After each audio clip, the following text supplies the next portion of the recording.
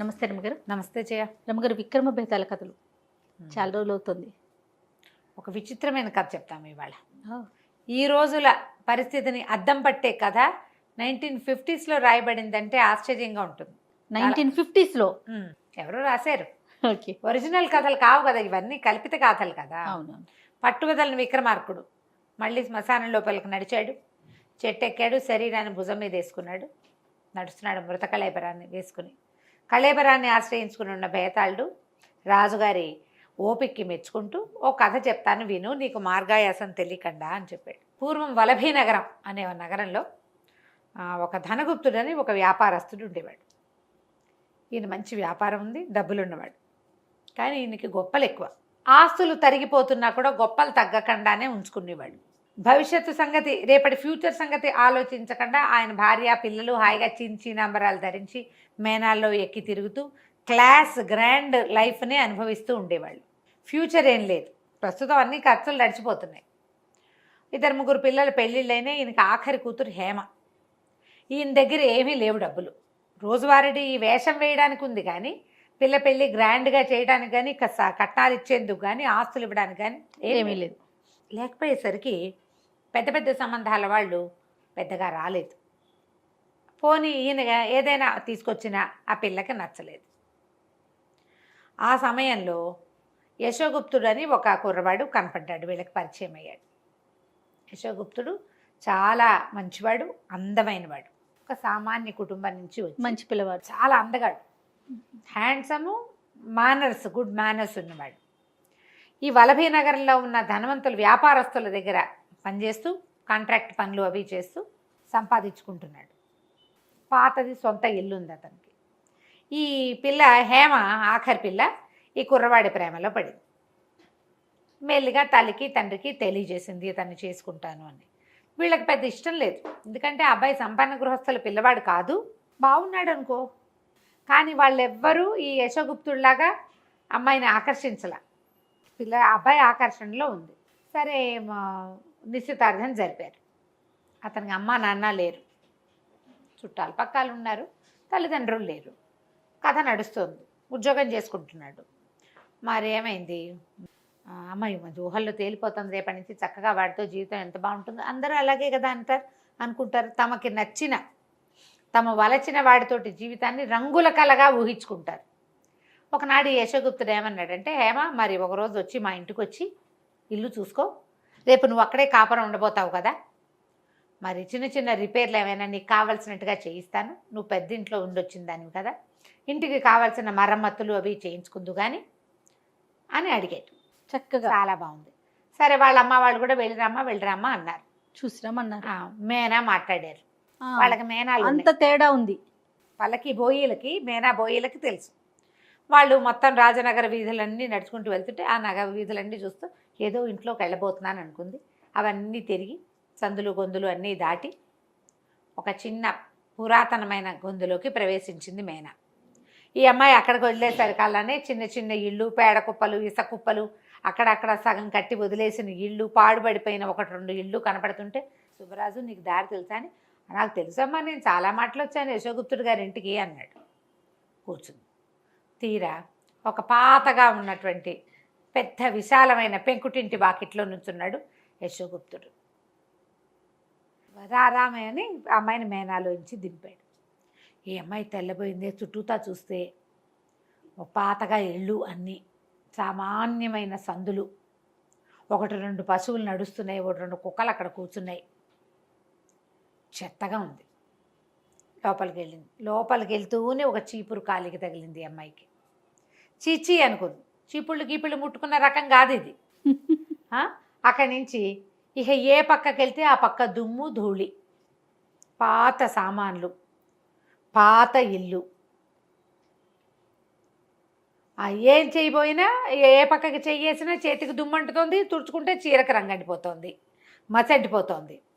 అక్కడి నుంచి జరీ చీర మీద మసి మరకలు కనపడుతున్నాయి. ఇంట్లో కూడా మనుషులు లేరు, అతను ఎక్కడే ఉంటాడు. అప్పుడప్పుడు ఓ గది కొంచెం శుభ్రంగా ఉంది కానీ మిగిలినవన్నీ పాతగా ఉన్నాయి.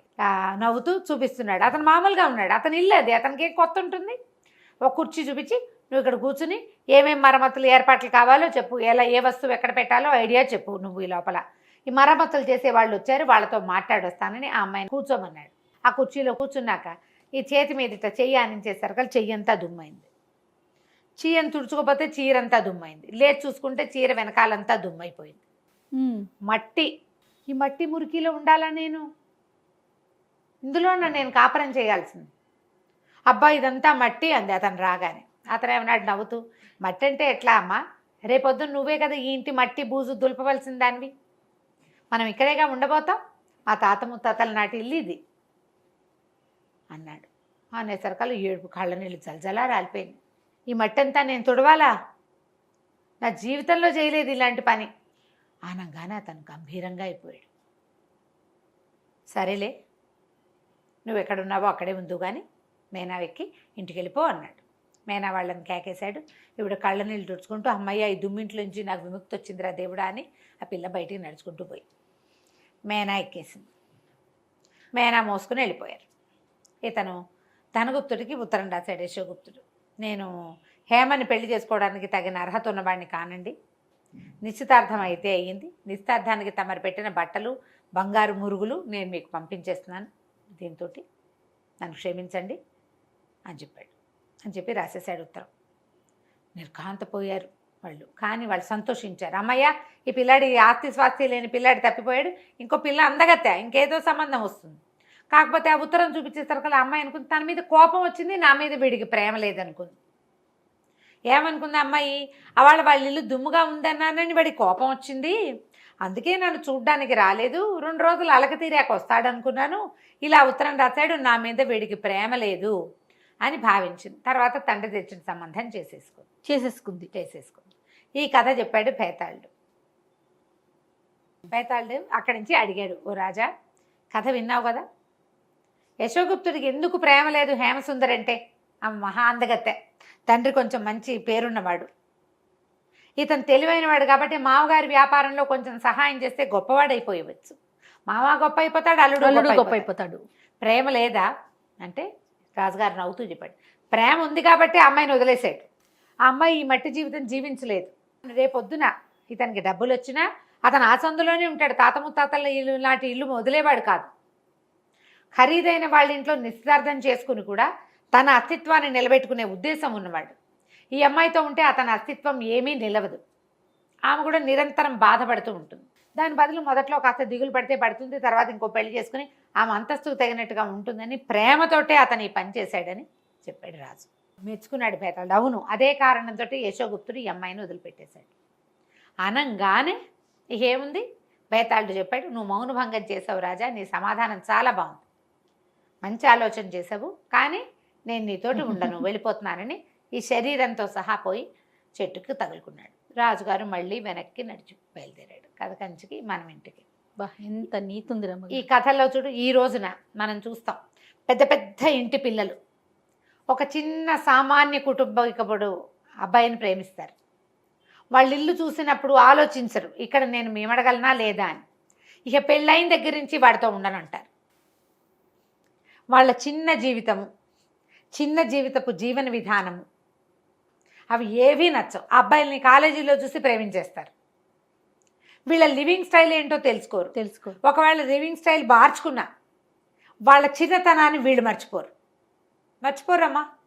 ఇప్పుడు చిన్న ఇళ్ళ నుంచి అమ్మాయిల్ని తెచ్చుకున్న అబ్బాయిలు కూడా అలాగే బిహేవ్ చేస్తారు. ప్రేమించుకుని పెళ్లి చేసుకుంటారు. ఈ ప్రేమలు చాలా తాత్కాలికంగా ఉంటాయి. వాళ్ళ లివింగ్ స్టైలు దాంట్లో కష్టం అవ్వరు. అవ్వక లవ్ మ్యారేజెస్లో చాలామంది విడిపోవటానికి పెద్ద కారణం ఏంటంటే ఇది. వాళ్ళ ఒరిజినాలిటీ ఏంటో ముందు అసలు తెలుసుకోరు. ఈ కథ చూడు ఎప్పుడు రాయబడింది, 50s. అంతస్తుల భేదంలో వివాహాలు ఇమడవు అని ఆ రోజునే చెప్పారు. అంతస్తుల భేదాలతో పెళ్ళిళ్ళు కుదరవు. ఇప్పుడు చేసుకుంటున్నారు, క్లాస్మేట్స్ కలీగ్స్ పెళ్ళిళ్ళు చేసుకుంటారు. అందరూ ఒకవేళ సర్దుకునున్నా ఎన్ని మాటలు అనుకుంటారో, ఎప్పుడు చిన్నబుచ్చుకుంటూ ఉంటారు ఒకళ్ళనొకరు. అవునండి, ఎప్పుడు చిన్నబుచ్చుకుంటారు. ఏదో పెళ్ళిని బచాయించుకోవాలని కలిసి ఉంటారు కానీ సంతోషంగా ఉండరు. మీరు ఇంతే, మీ ఇళ్లలో ఇంతే, మీ బుద్ధి ఇంతే ఇలా మాట్లాడతారు. ఎంత చిన్నబుచ్చుతారో. వీళ్ళని ప్రేమించాం మనం అనేది మర్చిపోతారు. వాళ్ళ పరిస్థితులు వాళ్ళ తాలూకు జీవన విధానమే పెద్దవిగా కనపడతాయి. ఆలోచించండి కదా. చాలా బాగుందండి. మంచి కథ.